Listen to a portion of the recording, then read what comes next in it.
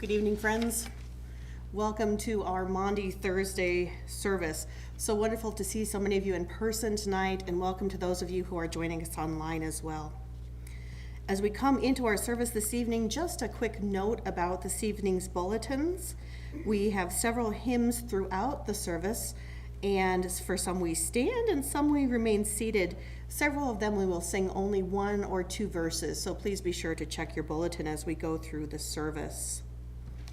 As we come into our time of communion later, please come forward with the back pews beginning first. We enter tonight into this story of friends who are going to dinner. And yet it's a story not just of friends going to dinner. And instead it's a story of betrayal and of suffering and of death. But we're not there yet. We as the audience know more than the people in the story. We know how it ends. It's not like a true crime documentary. There's no mystery on the part of the listeners. We already know how it's going to end. It's a story where the plot leads us forward into a time of contemplation and ultimately a time of darkness. This story, this one that we read every year of Jesus' last hours before his crucifixion, the interactions he has, the suffering that he endures.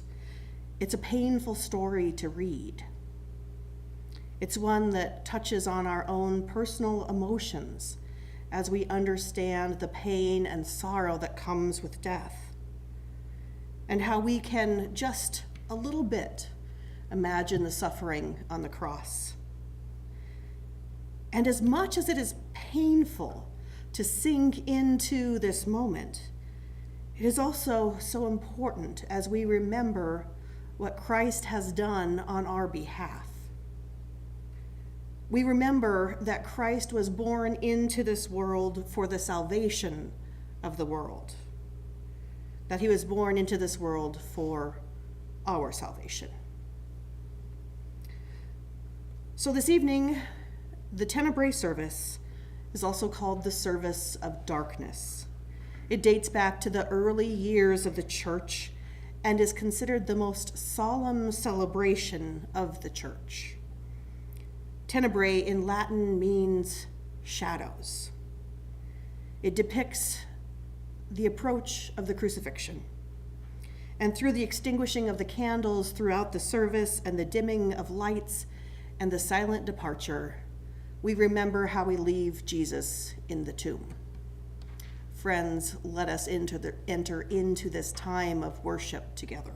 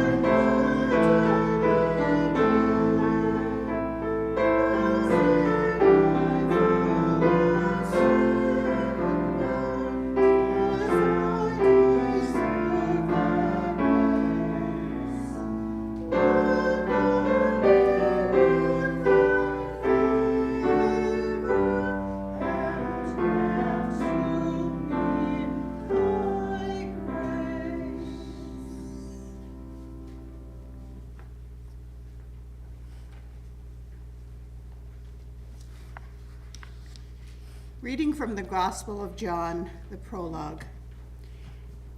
In the beginning was the Word, and the Word was with God, and the Word was God. He was in the beginning with God. All things came into being through him, and without him not one thing came into being. What has come into being in him was life, and life was the light of all people. The light shines in the darkness, and the darkness did not overcome it. There was a man sent from God whose name was John. He came as a witness to testify to the light, so that all might believe through him. He himself was not the light, but he came to testify to the light. The true light, which enlightens everyone, was coming into the world. He was in the world, and the world came into being through him, yet the world did not know him. He came to what was his own, and his own people did not accept him. But to all who received him, who believed in his name, he gave power to become children of God. And from John 3:17-21, indeed, God did not send the Son into the world to condemn the world, but in order that the world might be saved through him. Those who believe in him are not condemned, but those who do not believe are condemned already, because they have not believed in the name of the only Son of God. And this is the judgment, that the light has come into the world, and people love darkness rather than light, because their deeds were evil. For all who do evil hate the light and do not come to the light, so that their deeds may not be exposed. But those who do what is true come to the light, so that it may be clearly seen that their deeds have been done in God.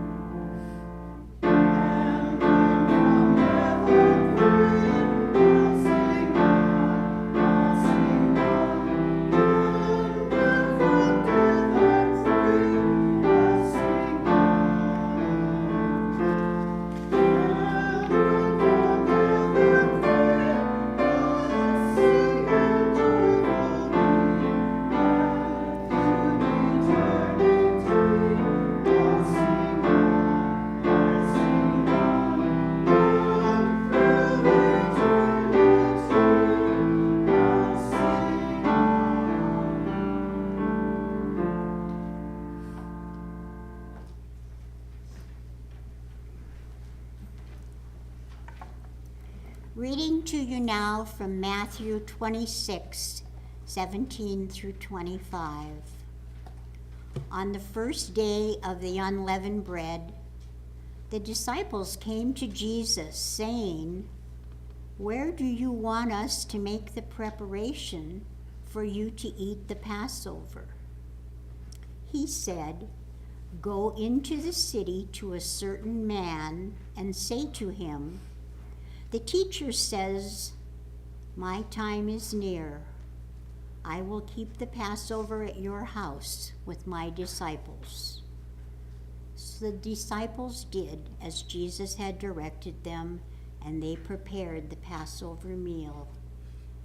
When it was evening, he took his place with the 12, and while they were eating, he said, "Truly, I tell you, one of you will betray me." And they became greatly distressed and began to say to him and to one another, "Surely not I, Lord." He answered, "The one who has dipped his hand into the bowl with me will betray me.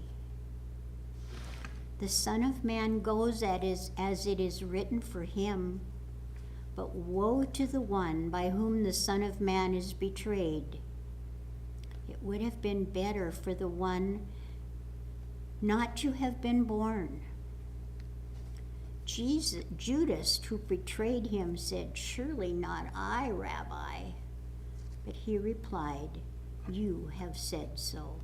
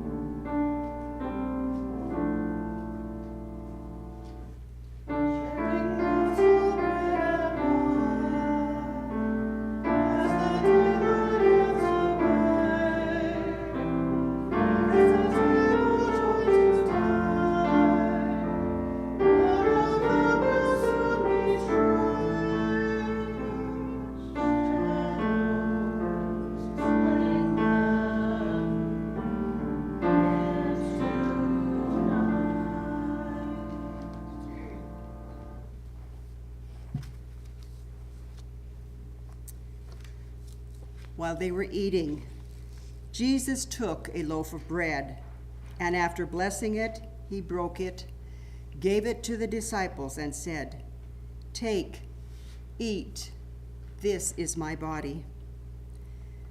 Then he took a cup, and after giving thanks, he gave it to them, saying, "Drink from it, all of you, for this is my blood of the covenant, which is poured out for many for the forgiveness of sins. I tell you, I will never again drink of the fruit of the vine until that day when I drink it new with you in my Father's kingdom." When they had sung the hymn, they went out to the Mount of Olives.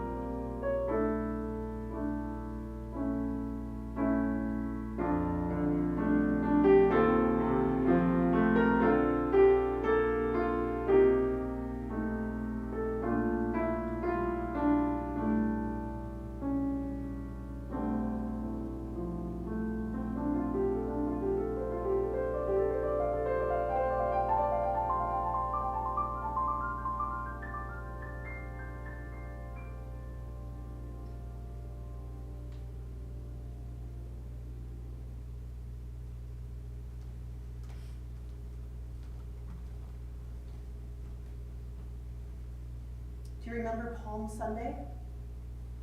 It wasn't so long ago that the crowds waved the palms in the air. So much excitement, so much love, so much energy. And now, the palms have dried. They've been crushed under feet. They've been turned to dust in the streets and swept away.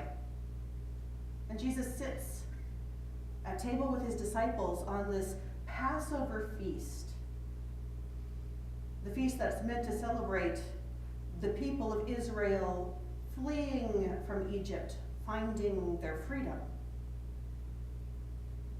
But there's not much freedom at this table tonight. Instead, Jesus says, the one who dips his hand in the dish with me will be the one who betrays me. Friends, companions, people that he has journeyed with for years. His most intimate confidants. And yet he has the love and compassion to give them this feast by which they can remember him. And we remember what he says when he says, "Take and eat, for this is my body broken for you. Do this in remembrance of me." When he takes the cup.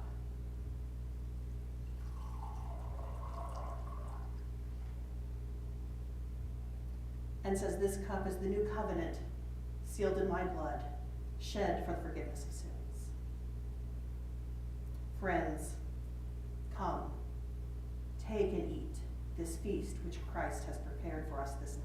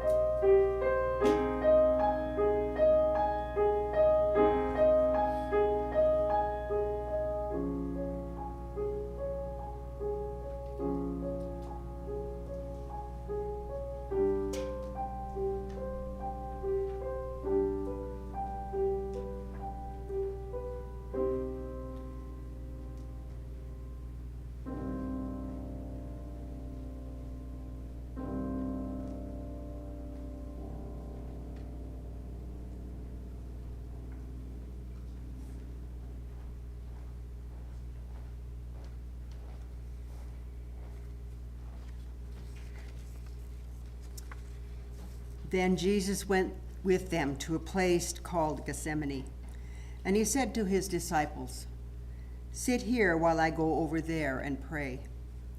He took with him Peter and the 2 sons of Zebedee, and began to be grieved and agitated. Then he said to them, "I am deeply grieved, even to death. Remain here and stay awake with me." And going a little farther, he threw himself on the ground and prayed, "My Father, if it is possible, let this cup pass from me. Yet not what I want, but what you want."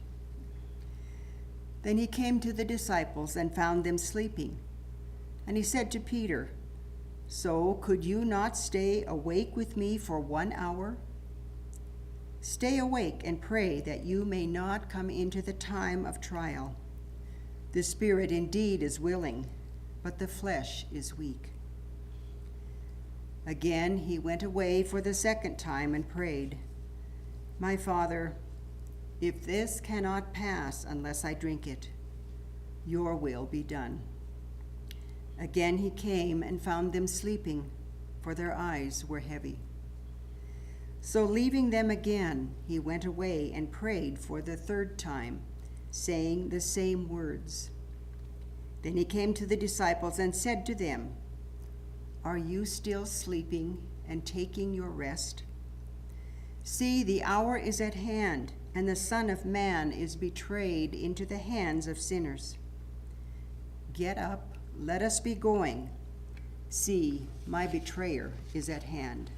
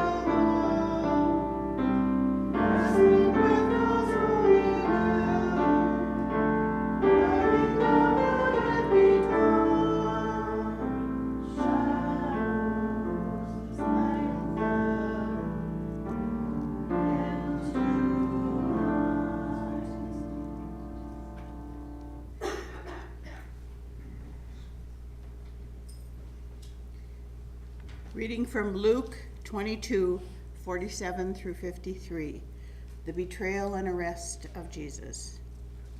While he was still speaking, suddenly a crowd came, and the one called Judas, one of the 12, was leading them.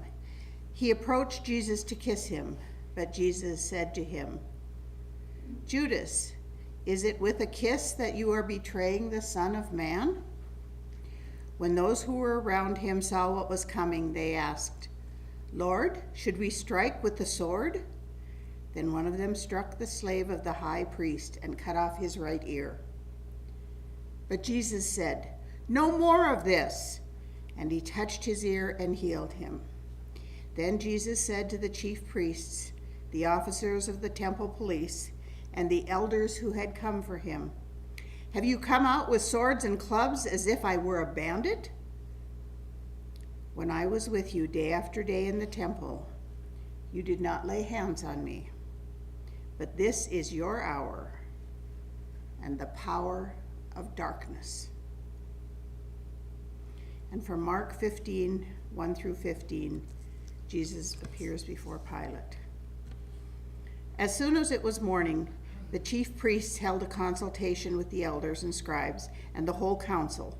They bound Jesus, led him away, and handed him over to Pilate. Pilate asked him, "Are you the king of the Jews?" He answered him, "You say so." Then the chief priests accused him of many things. Pilate asked him again, "Have you no answer? See how many charges they bring against you." But Jesus made no further reply, so that Pilate was amazed. Now at the festival he used to release a prisoner for them, anyone for whom they asked. Now a man called Barabbas was in prison with the rebels who had committed murder during the insurrection. So the crowd came and began to ask Pilate to do for them according to his custom. Then he answered them, "Do you want me to release you, the king of..." I didn't bring my other sheet.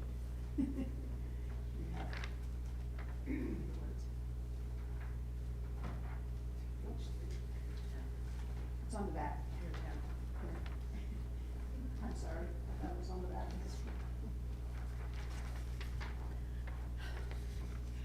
Okay, here we go. Sorry. I'll start that part. So the crowd came and began to ask Pilate to do for them according to his custom. Then he answered them, "Do you want me to release you for the king of the Jews?" For he realized that it was out of jealousy that the chief priests had handed him over. But the chief priests stirred up the crowd to have him release Barabbas for them instead. Pilate spoke to them again. "Then what do you wish me to do with the man you call the king of the Jews?" They shouted back, "Crucify him!" Pilate asked them, "Why? What evil has he done?" But they shouted all the more, "Crucify him!" So Pilate, wishing to satisfy the crowd, released Barabbas for them, and after flogging Jesus, he handed him over to be crucified.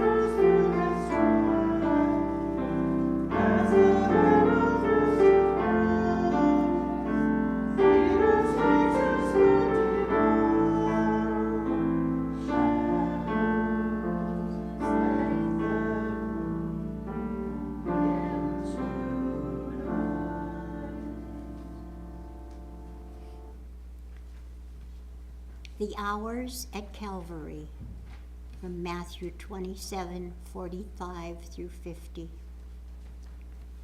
From noon on, darkness came over the whole land until 3 in the afternoon. At about 3 o'clock, Jesus cried with a loud voice, "Ele, Ele, lama sabachthani." My God, why have you forsaken me?" When some of the bystanders heard this, they said, "This man is calling for Elijah." At once, one of them ran and got a sponge, filled it with sour wine, put it on a stick, and gave it to him to drink. But the others said, "Wait, let us see whether Elijah will come and save him." And then Jesus cried again with a loud voice and breathed his last.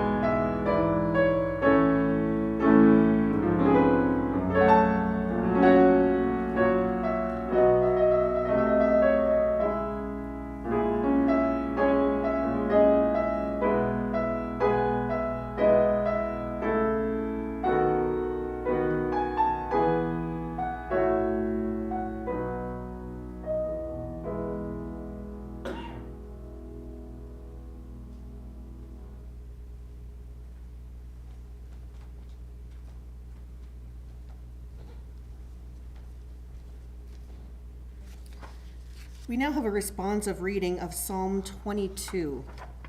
If you would please turn to page 210 in your hymnal. This responsive psalm has musical responses as well as spoken responses. So as we begin this prayer of Psalm 22, Kim will begin with playing the song one time through, and then we'll begin with the leader and sing together.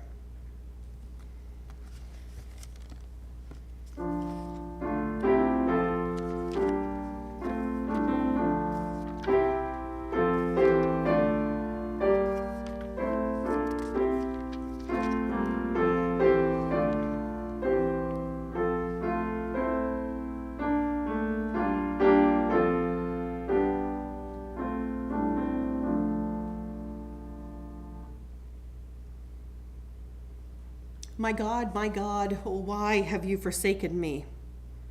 Why are you so far from helping me? from the words of my groaning. O God, I cry by day, and you do not answer, and by night, but find no rest.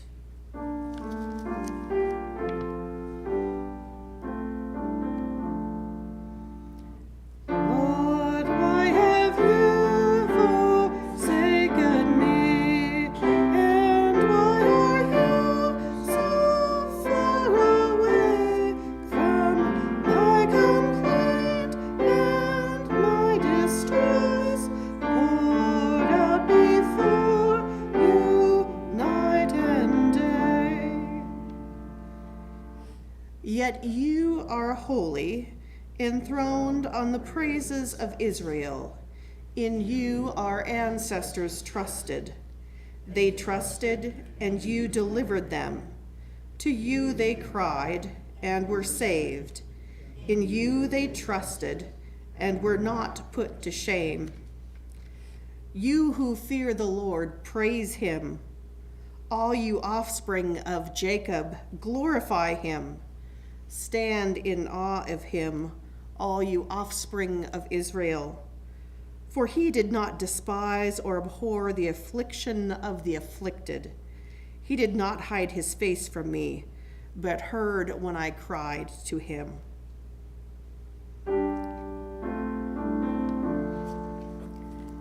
Yet you are holy, and the songs of praise of Israel are your throne. When our ancestors called on you, you saved them, rescued all your own. The poor shall eat and be satisfied. Those who seek him shall praise the Lord. May your hearts live forever. For dominion belongs to the Lord, and he rules over the nations.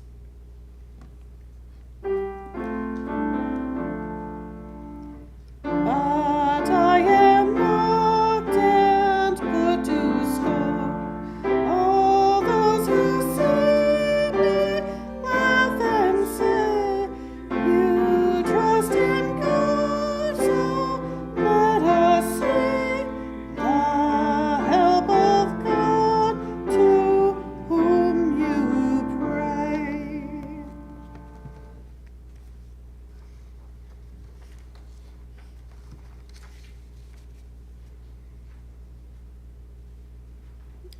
When it was evening, there came a rich man from Arimathea named Joseph, who was also a disciple of Jesus.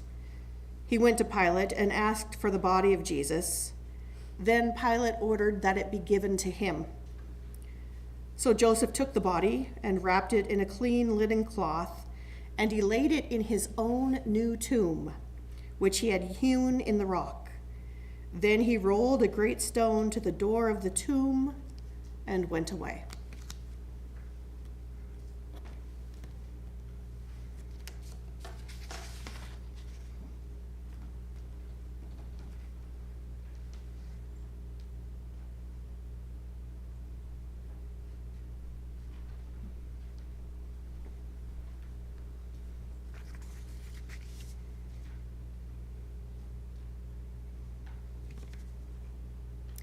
As we depart with song, friends, go away from this place this evening knowing that you are a child of God who is dearly and deeply loved. May the Lord bless you and keep you. May the Lord's face shine upon you and be gracious to you and give you peace.